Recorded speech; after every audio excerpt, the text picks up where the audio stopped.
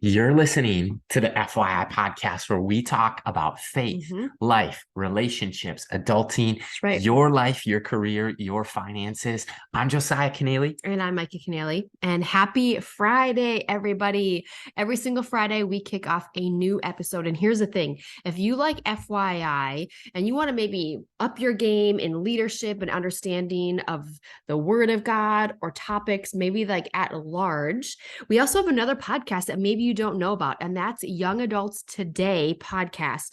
We talk to pastors, teachers, authors, individuals who are traveling the world and the nation and just trying to figure out the things that you're asking. You know, they're taking it to the next level. They are adulting 2.0, I'll say. How's that? I love it. And so this podcast, as you guys know, we unpack a question each week that you're asking about faith, life, adulting, relationships, finances, and more. And so here's for today's question comes from our friend Preston. And Preston is asking one more time, what should I do if I feel like I keep hitting dead ends? What should I do to keep running with endurance? And that is, after all, an amazing question. I think that it could apply to a lot of people. When you're adulting, there's so many big decisions of, well, education, major, college choice, major choice, career choice. Does my career need college? And so sometimes with our education, we could feel like we're hitting dead ends, or at home or with family or parents, relationships, friendships, maybe in the dating pool, like your expectation was something, or to be married by such an age. And maybe that's not where you're at today. And we're talking to the person who's listening and tuning in or watching, and you're saying where I'm at today isn't where I want to be. And it could be career. I think I see this a lot of times with guys and gals in their career, maybe financially or physically. And so what we want to do is not share our opinions or even our advice. We want to turn to the Word of God. And Micah, can you help take us there? Yeah, so we're just going to kick it off right away with Galatians chapter 6, verses 9 through 10. So I'll just read through that right here. And starting in verse 9, or chapter 6, verse 9. Sorry, here we go. It says, "So let's not get tired of doing what is good. At just the right time, you will reap a harvest of blessing if you don't give up." There it is. Don't give up. Therefore, whenever we have the opportunity, we should do good to everyone, especially to those in the family of faith. So even just to kick off that question, not only in the Word of God, it says, don't give up. Don't give up. Don't throw in the towel. Don't stop praying. Don't turn away from maybe what God is calling you to just because things are getting a little rough or a little hard or it's not going the way you want. We get to come to God in every single situation. So we just want to encourage you today to start there and to start doing that.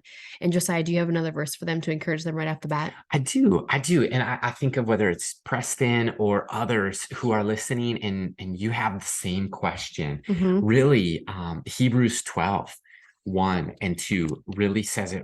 I love this chapter in Hebrews. It says, "Therefore, since we're surrounded by such a great cloud of witnesses, let us throw off everything that hinders, the sin that so easily entangles." So we're going to need to get rid of some stuff. To move forward, there's going to be some things that you need to let go and leave behind. It could be something that was spoken over you that's just not true. It doesn't align with the Word of God.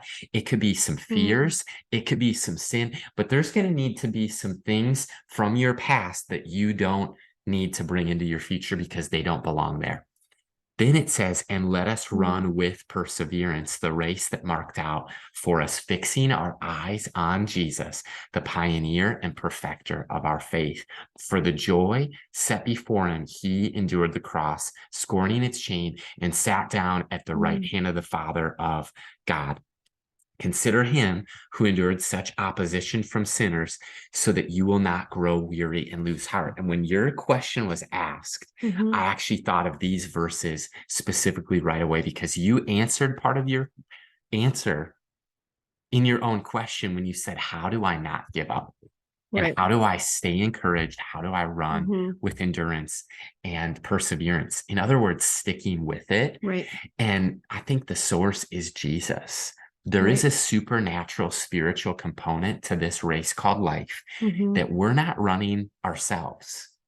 And if we do run ourselves, even being young, we're going to run out of energy. Right. There's a component of your life and your future and your calling and your destiny that only God can provide. Part of it is the inputs that you can control. You do the right thing. You're faithful. And then there's a component of it of God's working. Love the Dr. John Piper quote that God's doing 10,000 things behind the scenes. You might be aware of 3 of them. I think similarly with Louis Giglio said this in a sermon one time. Life is short. God is big. So take the next step. And I think that it's so easy to have expectations beyond our current reality. That's called vision. That's called being a dreamer. That's called being a pioneer. You can see into the future and you're not stuck. So what do we do when we're stuck? We don't spin our wheels, right? We keep moving forward. And we can just look at this last verse right here before we kind of take it one step deeper. And it's 1 Thessalonians 5:24. And it says this: God will make this happen, for he who calls you is faithful. And just to keep in mind, if God has laid something on your heart, if he's put something in your soul, if he's laid something in front of you that he really wants you to finish, like if he said it, he will do it, right? God is and was constant. He is constant and he is faithful in everything. It's just a matter of, are we going to remain faithful even when it gets tough and hard? And I think when we do that, there are many things that God's going to reveal along the way, right? And I know Josiah is very passionate about dreaming and doing. And that's one of the things that we want to encourage you to do. Not only Preston listening, but anybody else. Like if you feel like you're hitting that brick wall, if you feel like my prayers aren't being answered, or should I move on from this job? Do I stay? Where, I would ask you this, where do you feel like you're plateauing? Because Josiah unpacked like 6 or 7 different layers of where you might be hitting a dead end. So if you're in the gym and you're plateauing from your sprints to your maxing out your weight, all those different things, what can influence the plateau to take it to another mountain? Because this thing called life is a continuous mountain that we're always climbing. And I don't want to be morbid here, but are we ever really going to reach the top? I don't know. Maybe not. We'll be able to see the scenery and the scenes along the way. But our ultimate goal is to build our treasures in heaven, is to be in constant relationship with Jesus and to lead people to Christ and lead ourselves each and every single day, not only choosing him, but listening to him and obeying him in the process. So I would just want to encourage you, like if God said it, he will do it. And here's the thing, I know in our lives, he doesn't usually show up early, and guess what? He's never late. He's rarely early and he's never on late, but guess what? He's always on time. He's always on time. And guess whose time he's on? Not ours, his, right? I think so many times we can get frustrated with where we are not, but here's an encouraging thing. Where you are and where you want to be is the story in between, right? The biggest stories and the most adventure that you have is the story that's currently being written. But don't take your eyes off the prize or the thing that you're working towards, whether it's a goal, whether it's working through this plateau, whether it's at work with a plateau, or maybe you feel like you're not being utilized. Go to your superior, go to your boss. Hey, is there anything else I can take off your plate that I can help you with because I have extra time? I finished all my work that I'm responsible for. Is there anything I can help you with? If you're going to the gym, maybe you're doing everything right in the gym, but you're not doing things right in the kitchen. Maybe you're choosing to go out to eat versus cooking at home and making some other choices. So even just taking into consideration, where am I plateauing financially? Oh my gosh, have you ever put together a budget? Do you see how much you're making as income from paycheck to paycheck, or your monthly income or your set salary, whatever that is? Okay, maybe your spending habits need to change because that's causing you to plateau in your giving, your saving, you're living on the rest. So there's all these different plateaus in our life that we get to hopefully not settle on, because our settlement is not on a plateau. It's to get ready at that plateau, get trained, and then get our gear on to take that next step towards the next mountain, right? And that mountain is still a trek up in the same direction, right? And if we get redirected, it's because maybe we were off course. So Josiah, what do you got to So say? good, Micah. What I'm thinking is what might be helpful is if we get laser focused and practical Right. on how to push past plateaus. And specifically, I'd like us to really zero in the best that we can on like how do we push past plateaus? And to get us there, I want you to start thinking about that of when was a time where you felt like you were kind of hitting a glass ceiling, and like what did you do when you feel like I'm hitting my hand with the imaginary glass ceiling, but like there's greatness in you and there's more that's in you than can get outside of you right now. Like that's the dead end that he feels like he's hitting. And as you think about that, I'll just share a specific story and example and some insight that I've drawn on. Ken Coleman is America's career coach. He happens to be a friend of ours, a mentor from afar from Tennessee. And we saw him last week at an event. And I'm just reminded of one sentence that he said in his book, One Question. He wrote about it again in Proximity Principle. We've talked with him on the Young Adults Today podcast about this, but he said, turn rejection into redirection. So good. He goes on to say, when you hear at your job, let's just focus on career for a second, because I happen to know with Preston, he's going through some career transition, and part of this question might be that. So I want to speak to that for a second. And he can say, and turn rejection into redirection with your job. Because if you hear the words not here, doesn't actually mean no. Right. All it means, not here. If you hear not now, doesn't mean no. Doesn't mean forever, indefinitely. It just means not now. And I think with career specifically, I'll share one story if that's okay. When I was at one of my previous employers or serving in a job, I went and talked with both my direct report and the ultimate leader of that organization because I put together a growth plan. This is some of Ken's advice. He said that if you want to get crystal clear on what do you want, be really specific. What is it you want? So I put together a personal growth plan and I asked my boss and then the leader of the organization, like, hey, can you help me grow in this area? And what ended up being the case is it was one of those rejection moments because there was some dreams inside of me that ultimately I never thought I'd say this or that it would happen, but I outgrew that role. I outgrew that organization or that season of my life. And there was more that God had placed within me than could come out in that role. And the answer wasn't to be promoted into my supervisor's job. That wasn't the answer. I didn't want that.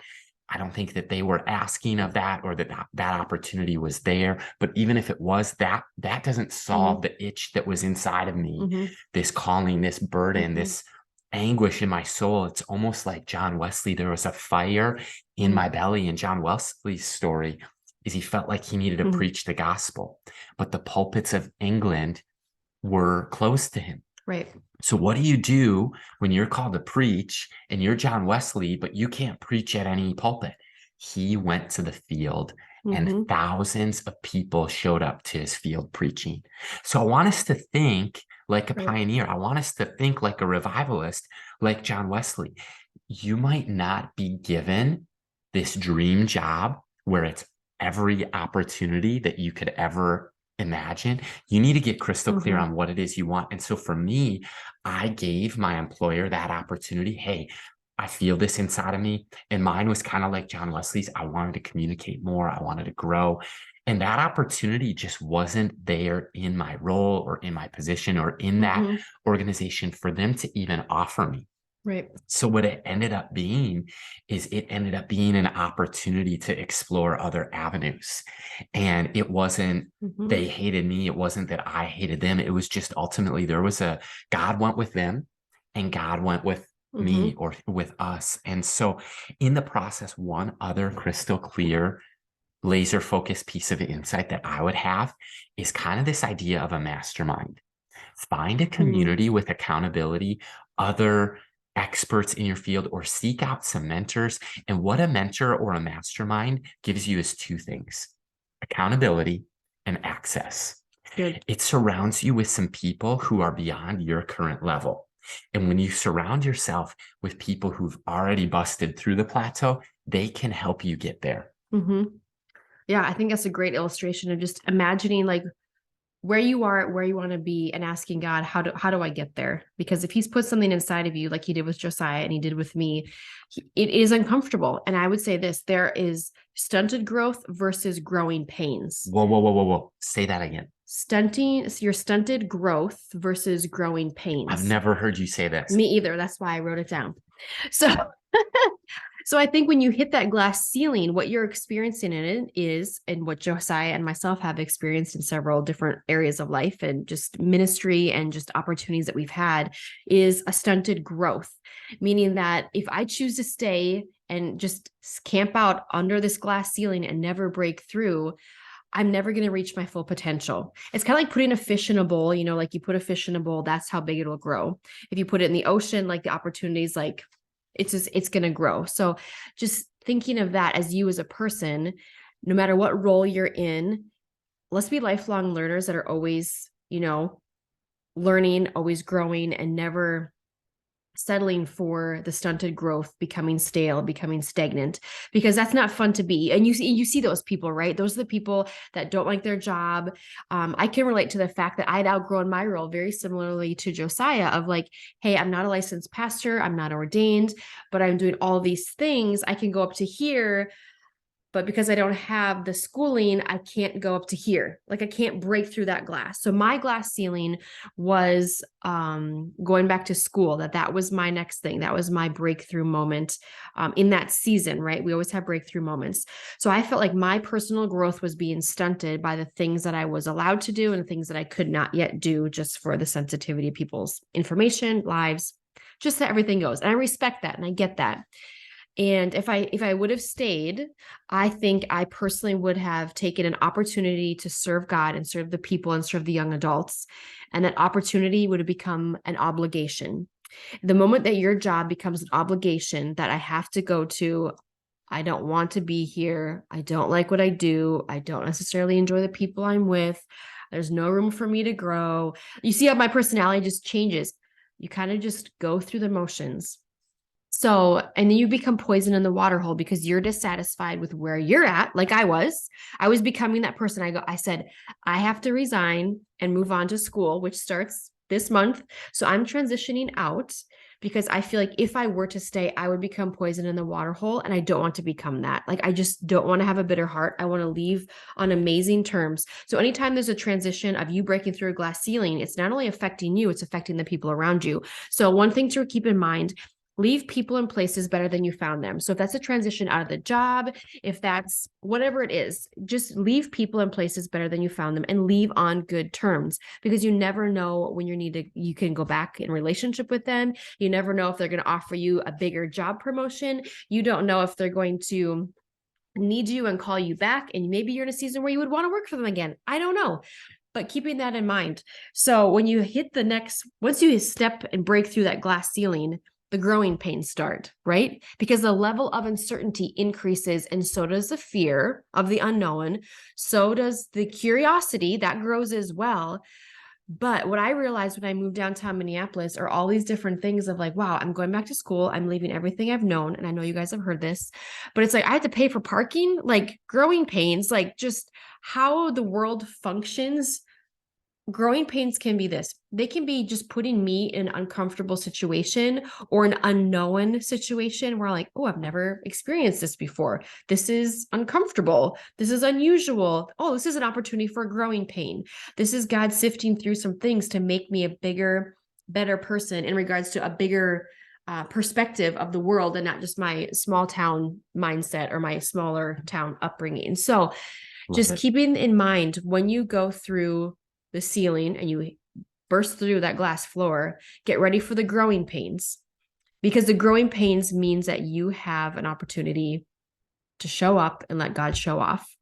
And as a kid, when you're growing and your feet hurt, your joints hurt, or you're playing sports and you're like, oh my gosh, my shins hurt, like all those different things, those are examples of growing pains. So when you feel yourself hitting a wall, feeling the resistance of a wall that you're trying to break down yourself or open a door of opportunity that maybe is not yours to open, keep in mind that, wow, okay, maybe there's a different door and it's right next door, right here.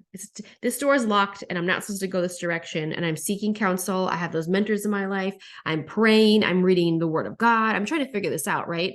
So we keep praying, like, Lord, make this a door, make this a door. But in reality, we could look over and realize that God's already opened up all these other doors of opportunity. So just keep it in mind, keep your head up, keep your eyes lifted to the heavens. That is where your help comes from. Figuratively, spiritually, and literally at times. Yeah. And put your feelers out there. Share your dreams with others. Granted, good. Don't share them too soon, but just say, hey, I know a transition is coming. Here's what I'm passionate about. If there's anything that you think that it might be a good fit, or if you know anybody in this field, hey, who are those people? Could you get me in contact with them? You never know.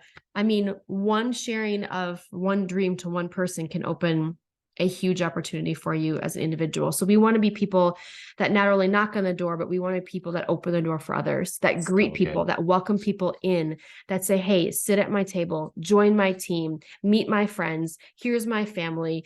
Like that's who we are. And that's what we want you to be too, when it comes to a kingdom-minded, I don't know, building of God's kingdom, essentially. Like we want you to know that you're welcome. And sometimes we have to practice the gift of his hospitality, right? And to know that God has plans, right? It's good. I just heard something that John Maxwell says, leadership author and writer. He says, we don't leave places, we go places. So Preston, I really want you to focus on where it is that God's calling you. It can feel like Abraham sometimes. Well, I don't know where he's calling me, but what's your next step? And don't focus on where you're leaving. Focus on where you're going. Don't focus on the past. Start focusing on the future. We hear this sometimes, that the windshield is so much bigger than the rear view mirror. I'm glad you said that. That's what came to my mind. Exactly. Like we can glance back for progress or a reference point from time to time and look back for the faithfulness of God. But where we're really going to spend our time focusing isn't in the rear view mirror. It's going to be looking to the future. And I would also say be patient and prayerful, because here's the image that just bubbles up in my mind is the microwave and the crock pot. The results that you're looking for don't come instantly, but the problem is we live in a culture that loves the instant gratification. That's the problem. And everyone else shows you what happened in their overnight success, except when you start researching overnight success, it takes about a decade. And so that's where we don't overestimate what we can do on our own in a year. And in the process, underestimate what God can do in a few. Right. So the other thing is, I know you're a photographer and you'll love this, Preston, but there's Instagram or IG, but there's Kodak. And so your process, your season of life right now is a little bit more like the dark room. And it's uncomfortable, but that's where character is developed. That's where God's classroom is the desert.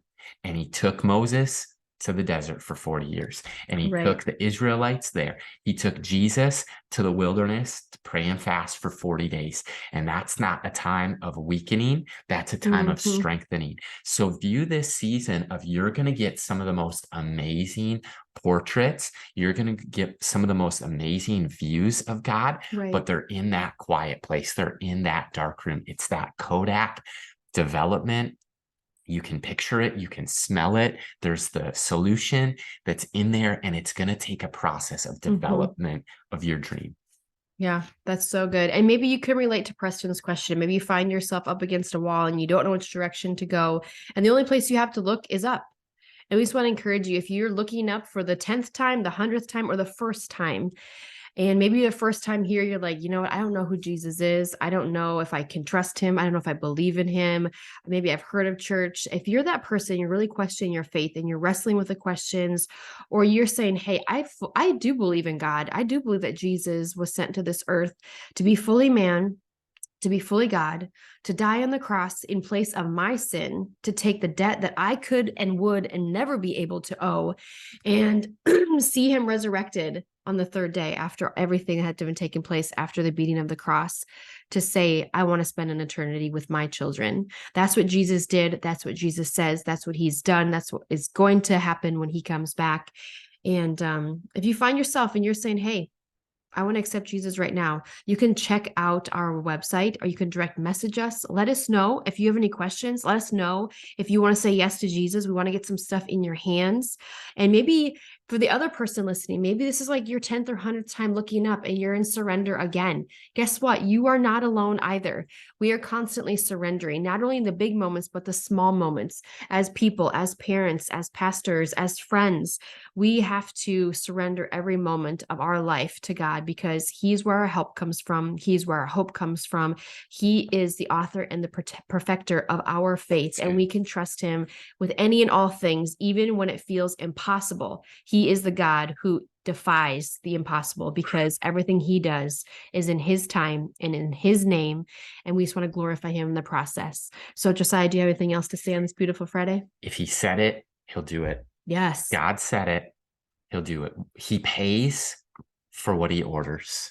So he's good on it, and it's a process. And so we don't want you to be discouraged. I think the message is find encouragement, find joy in the today, take the next right step. We know that you're visual, and God's given you this grand vision of the future, and we arrive there one step at a time. Until next time, we'll talk soon.